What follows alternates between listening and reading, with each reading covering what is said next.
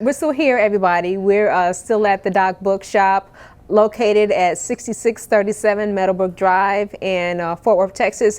And we had the opportunity to record our session with Patricia Brown Ross today at the bookshop. And I just walked in here on a Wednesday.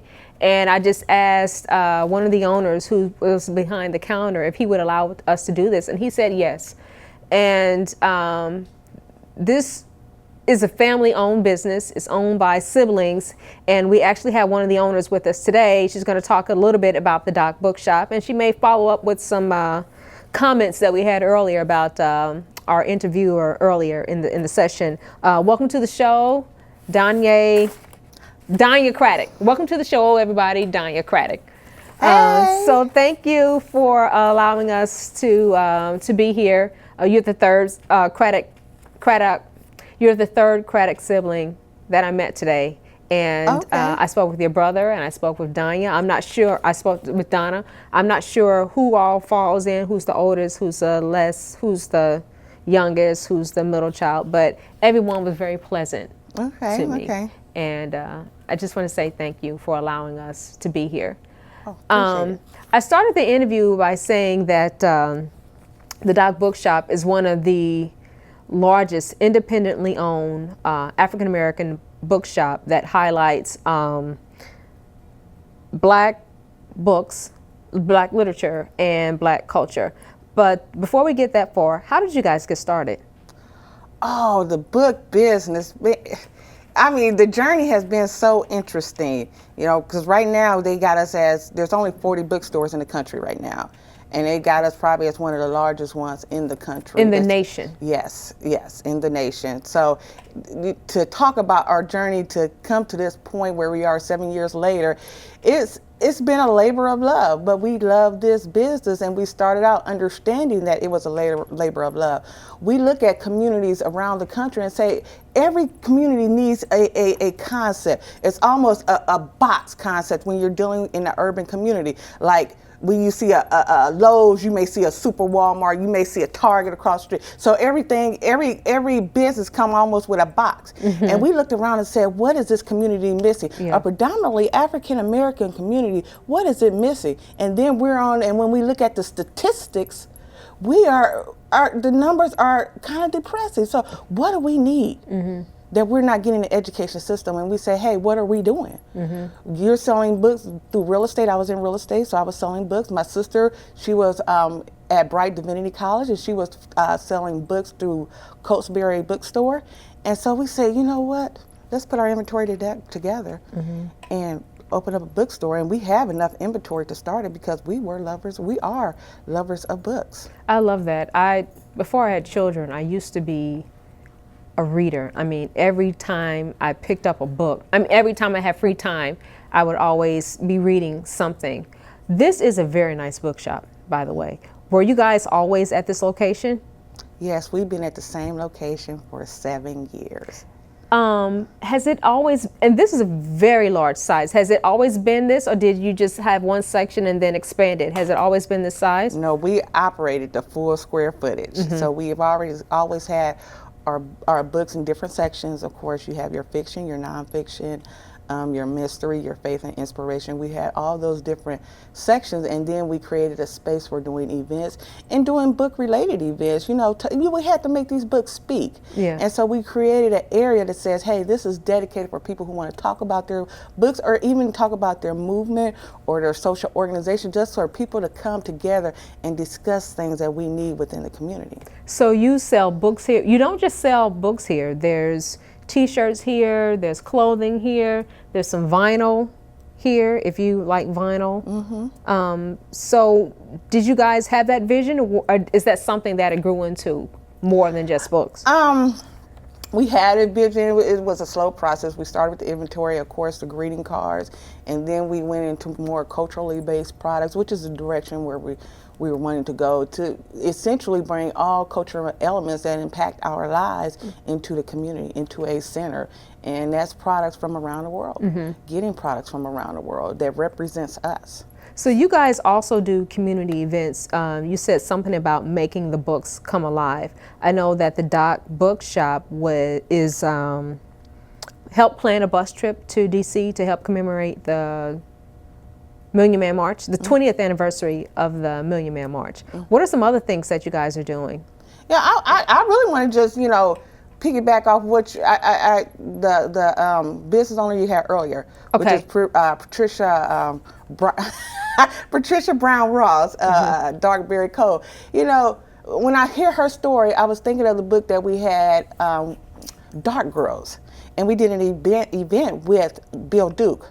And if everybody know Bill Duke, he did Car Wash. Yeah. And to just hear her, how she talked about the business and the need for that business, I looked at that Dark Girls, and that almost brought that book to life. Is hearing that story, and some of those stories in there is dealing with what little girls are dealing with today. Yeah. And so those are the kind of things we like to bring to the forefront. We like to tell the story, because a lot of times they get buried in books, and we skip over that. But they are writing these books for a purpose, and so we can learn and grow up and understand that those are serious situations. Those are serious experiences. And what we do with that, it can inspire and motivate and build security within a child or even adult, that has dealt with some of those experiences. And then beyond that, we do, a lot of documentaries. We show a lot of documentaries. We have a lot of discussion with those documentaries. And we also do poetry. Poetry is such a beautiful, poetry and spoken word is so beautiful. And just to have a night dedicated, it's the Fort Worth Slam Team under Mike Gwynn. He comes out here, and that Slam Team, they just do their thing every Tuesday. Every Tuesday. What time? Tuesday at 7 o'clock. Tuesday, 7 o'clock. The bookstore basically have an event every night of the week. Oh, really? Yeah. What do you guys have tonight? It's on a Saturday night. Oh, we already did our event for today. Okay. Thank you. We webcast the 20th anniversary of the Million Man Movement. Okay. A lot of the information that we get in terms of society at large is online. What do you think are some of the challenges you face as a bookstore trying to keep up in a digital world? Human nature. People love interaction. You can see the electronics and all the digitals, the social media, but at the end of the day, we love human interaction. And that's something that you can't get. You can't get on. You can only go so far, and you're done. If that case, we all be sitting on a, being on our own little island, having our own little piece of sand. But it's just that human interaction, that, sharing of information, that infinite knowledge that we have in our mind, wanting to share our experiences. So at that point, it will be digital world anytime.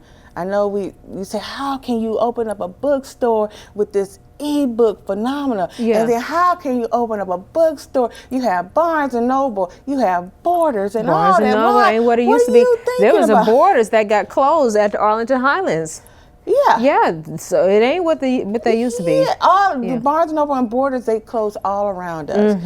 And and I know that the Creator have a purpose for us. And as long as you can continue to do the work and do it well, you'll always have a place.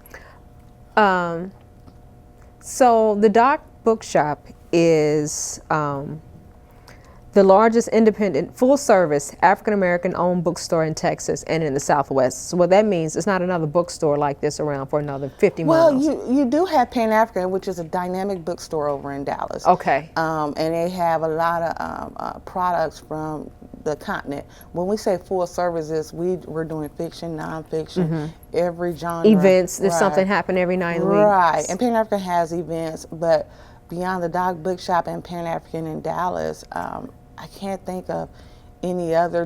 We do have the Shrine of Black Madonna in Houston. But why is that? I mean that's a good thing that it's available out there, but there's more. I'm not sure about the demographics in this area. I'm not sure, if it's Black people, Hispanic people, or white people that live in this area. But I know that there are a lot of neighborhoods that are predominantly Black. How come there aren't more? It's that creativity. a lot of times we lost our kuumba, which is a Kwanzaa word for creativity. And when we lose our creativity and depend on somebody spoon feeding you and telling you what's hot, telling you what works, telling you what don't work, instead of depending on who we naturally are, you kind of lose aspects of who you are. All that gets taken away. And so without our creativity, we don't build businesses like this because, it's that fear. That fear and that lack of creativity stops business, stop the development of business.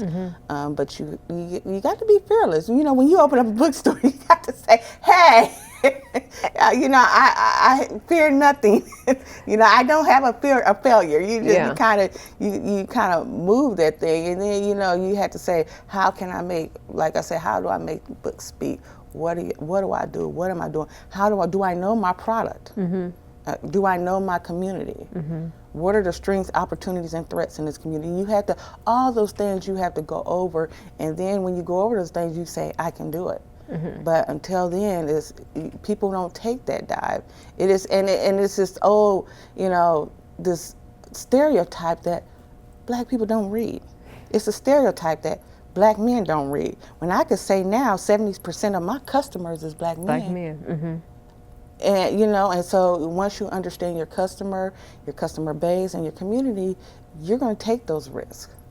And it's a risk that we've enjoyed for 7 years, and I hope the community and the creator, everybody bless us for many more years. I love seeing family-owned businesses and black family-owned businesses and young black family-owned businesses. You said something about that, it's a scary thing to start your own thing. I think a lot of people, myself, and maybe the woman that we interviewed earlier, Patricia Brown Ross of the Darkberry Co. It's a scary thing to step out and do something. A lot of people work out of their house. I know I do. It's six of you, who run a business. Do you think that kind of takes some of the fear away, where you're not just by yourself? You have somebody else to lean on when things, get a little troubling sometimes. Yes. Or because your brothers and sisters, is it a lot of this? It's my way. I'm going to do it. I think it's just balanced out. Everybody, we know our strengths, we know our weaknesses, and we work within that. We've come from a family that's always worked that way, that's always operated, that had that, cohesion as a family, cohesion as a culture is something that's been instilled in us. And so, with Dominique, and then my sister Donna, and then my mother, who's just dynamic. I don't think, oh my God, my mother, oh gosh, I think she's just the glue, that just keeps it going, I don't know what I would do without, my mother, but, you always had to do that succession planning and all that, but she's been phenomenal.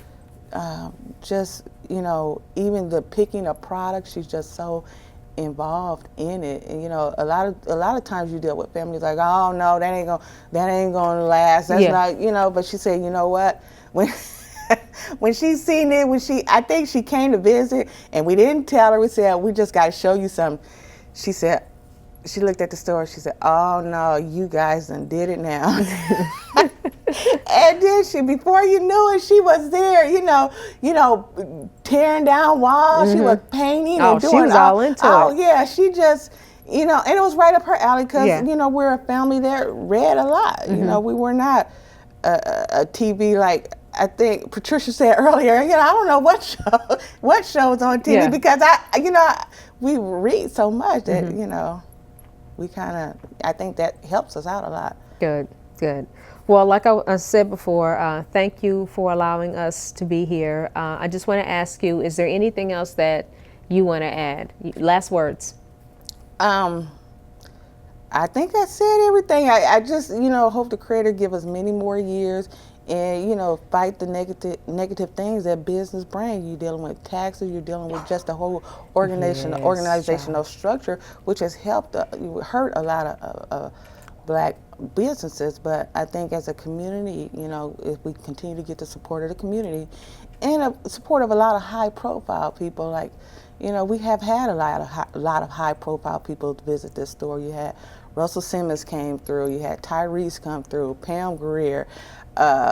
Hill Harper, you know, the list goes on, Professor Gris, and they have, you know, brought a lot of energy into this store, into this area. You know, LL Cool J said, you know what, you know, this is my people. Let them just let, you know, we're all, you know, in an uproar. LL, don't touch him, don't do this. He said, calm down, this is my people, and this is where I like to be. And so when you get that and have that sense, you know, have that feeling, you want to continue on and that's where we're at today. Well, like I said, thank you for sharing. And how can people get in touch with you guys? You can call us. It's 817-457-5700. Visit us at www.thedockbookshop.com. Facebook, Dock Bookshop. Twitter, at the Dock Bookshop. Instagram. Oh my God, we got all the social media you can think of going. Social media on Even Periscope. We're periscoping now. Oh yeah, what are you periscoping? What my sister has that set up. So it's at the Dock Bookshop. All I know is that she periscoped the Million Man March Justice or Else. So we got a radio show. Our radio show's about to come back, so look out for that. And all right. just come on and see us. Come and see us. Okay, that's it. All right. Thank you, everybody. All Thanks, right. Diane.